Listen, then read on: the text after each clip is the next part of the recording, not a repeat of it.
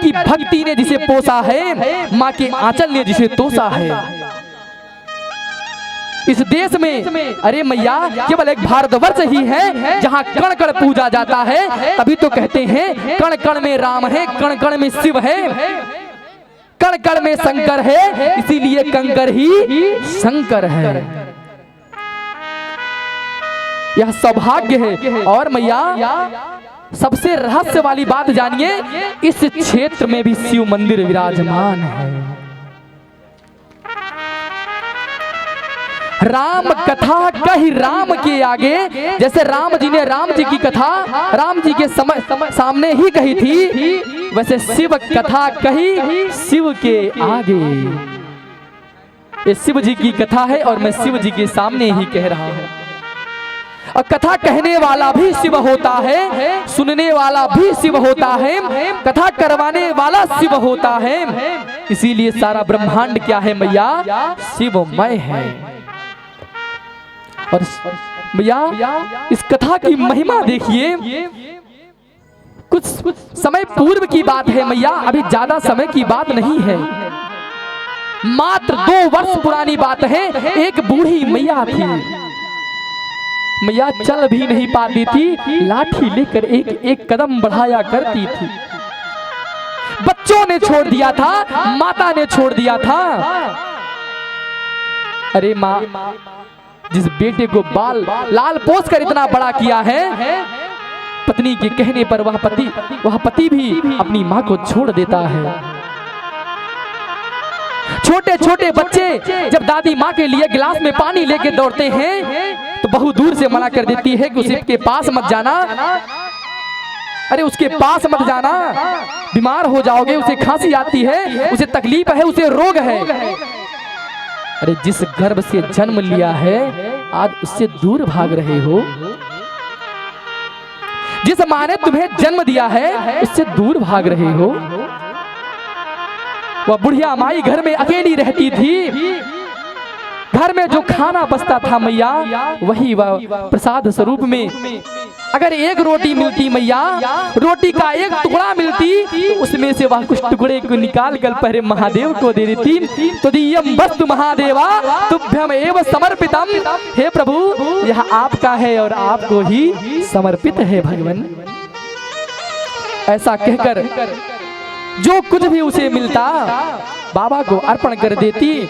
मैया घर से एक लोटा जल भर के मंदिर के लिए निकलती तो हाथ कांपते थे, आधा से ज्यादा जल रास्ते में ही गिर जाता था माँ। पर अगर एक चम्मच भी अगर उसके लोटे में जल है तो जितना घर से लेके निकली है पूरा जल माना जाता है। और एक चम्मच ही जैसे बाबा को अर्पण कर देती थी माँ, बाबा पूरा उसके एक लोटे का जल का फल उसे प्रदान कर देते थे।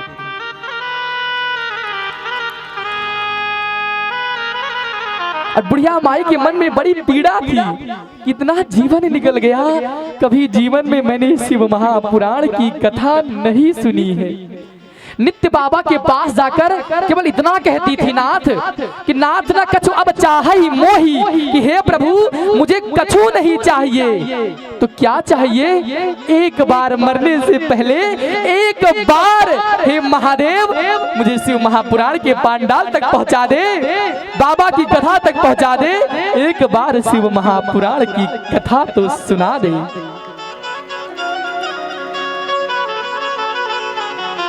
भैया बाबा की लीला देखो,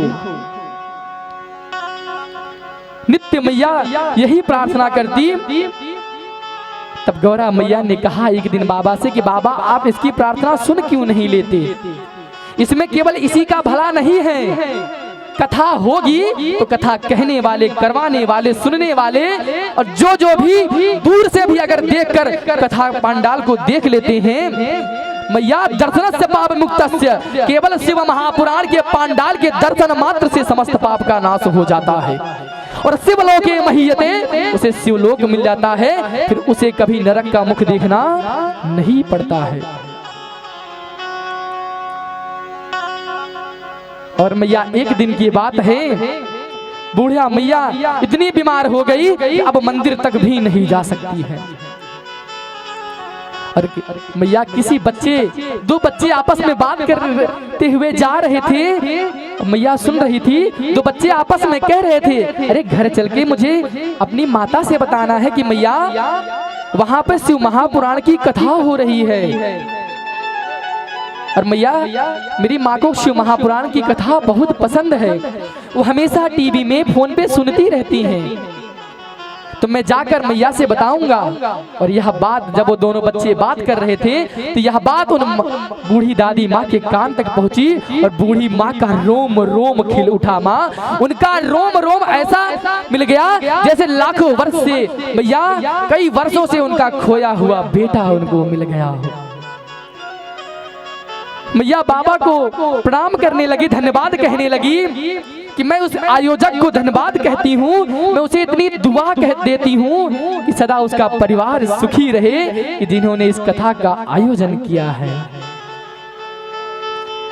बूढ़ी मैया अपने बेटे से कहती है कि बेटा मुझे ले चल कथा में। बेटा मना कर देता है कि मेरे पास समय नहीं है। अरे मैया कहती है ले चल, मुझे वही छोड़ दे, मैं जीऊं या मरूं, पर एक बार मेरे लाल मुझे शिव महापुराण की पांडाल तक पहुंचा दे। बहू कहती है इतना समय नहीं है, जहां पड़ी है पड़ी रहे। मरने के समय तू कथा सुनना चाहती है। बुढ़िया अपने दुर्भाग्य से रोने लगती है कि जब तक मेरे शरीर में जान था तब तक कहीं कभी कथा हुई नहीं, और जब आज शरीर में जान आ गई तो कथा हो रही है और मैं जा नहीं सकती हूँ। छोटे छोटे बच्चों से कहा, आने जाने वाले रास्ते वाले बच्चों से कहा, तो मैया किसी ने भी नहीं सुना। तो उस माँ ने प्रतिज्ञा किया कि मैं मर ही क्यों ना जाऊं, मैं पांडाल तक अवश्य पहुंचकर ही दम तोड़ूंगी। वह लाठी को लेकर ठुक ठुक करते हुए निकल जाती है।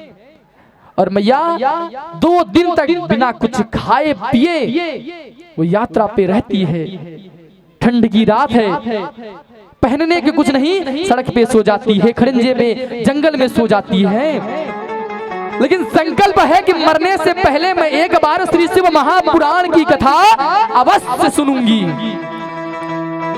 और मैया विश्वास देखो कि हे काल, तुझमें इतनी सामर्थ्य नहीं है कि महाकाल की कथा सुनने से पहले तुम मुझे उठा सके। क्यों मैया? अकाल मृत्यु वो मरे जो काम करे चंडाल का, और काल उसका क्या करे, जोर से कहिए, काल उसका क्या करे जो भक्त महा मैया काल उसका कुछ नहीं कर सकता जो महाकाल का भक्त है।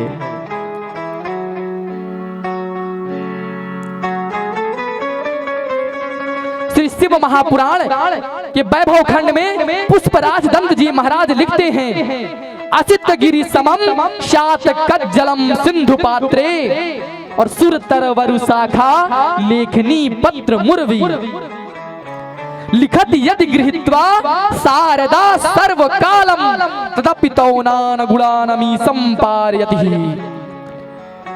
स्वयं मां शारदा ज्ञान की देवी अगर बाबा की महिमा का गुणगान करने बैठे, संपूर्ण पर्वत, काले पर्वत को समुद्र से मिलाकर स्याही तैयार कर दिया जाए, सारे वृक्ष से कलम तैयार कर दिया जाए, सारे पृथ्वी को कागज बना दिया जाए, 7 समुद्र की मसी करूं फिर भी महादेव गुण लिखा न जाए। मैया सृष्टि के प्रारंभ से लेकर सृष्टि के अंत तक अगर स्वयं देवी सरस्वती शिव महिमा का गुणगान करने बैठे, शिव महापुराण की कथा का महत्व का गुणगान करने बैठे, तो मैया 100 करोड़ वर्षों में भी संभव नहीं है।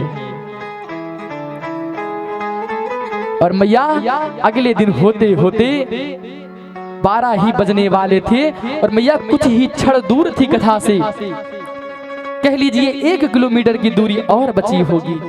मैया प्रसन्नता से विह्वल हो गई, और मैया माता ने वहीं 1 किलोमीटर दूर ही माता बेहोश हो गई, मां मूर्छित हो गई।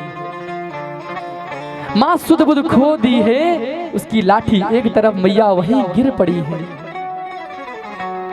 तब देखिए मैया, और गिरने के बाद मूर्छा के अवस्था में क्या कह रही है? बोलो शिव शिव शिव, बोलो शिव शिव शिव, बोलो शिव शिव शिव, बोलो शिव शिव शिव, बोलो शिव शिव शिव, बोलो शिव शिव शिव, बोलो शिव शिव शिव, बोलो शिव शिव शिव, बोलो शिव शिव शिव, बोलो शिव शिव शिव, बोलो शिव शिव शिव, बोलो शिव शिव शिव, बोलो शिव शिव शिव, बोलो शिव शिव शिव, बोलो शिव शिव शिव, बोलो शिव शिव शिव, बोलो शिव शिव शिव, बोलो शिव शिव शिव, बोलो शिव। ओम नमः शिवाय, ओम नमः शिवाय, हर हर भोले नमः शिवाय, नमः शिवाय, ओम नमः शिवाय, हरे हरे भोले नमः शिवाय, नमः शिवाय, ओम नमः शिवाय, हर हर भोले नमः शिवाय, नमः शिवाय, ओम नमः शिवाय, हरे हरे भोले नमः शिवाय। गंगाधराय शिव गंगाधराय, हर हर भोले नमः शिवाय, जटाधराय शिव जटाधराय, हरे हरे भोले नमः शिवाय। धूमी रमाय शिव धूमी रमाय, हर हर भोले नमः शिवाय। नागेश्वराय शिव नागेश्वराय, हरे हरे भोले नमः शिवाय। भूतेश्वराय शिव भूतेश्वराय, हर हर भोले नमः शिवाय। रामेश्वराय शिव रामेश्वराय, हरे हरे भोले नमः शिवाय। हर हर भोले नमः शिवाय, हरे हरे भोले नमः शिवाय, हर हर भोले नमः शिवाय, हरे हरे भोले नमः शिवाय, हर हर भोले नमः शिवाय। महादेव महादेव महादेव, नमः पार्वती पतये।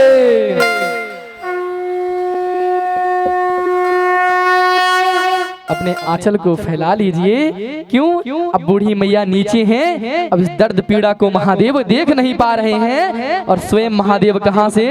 कैलाश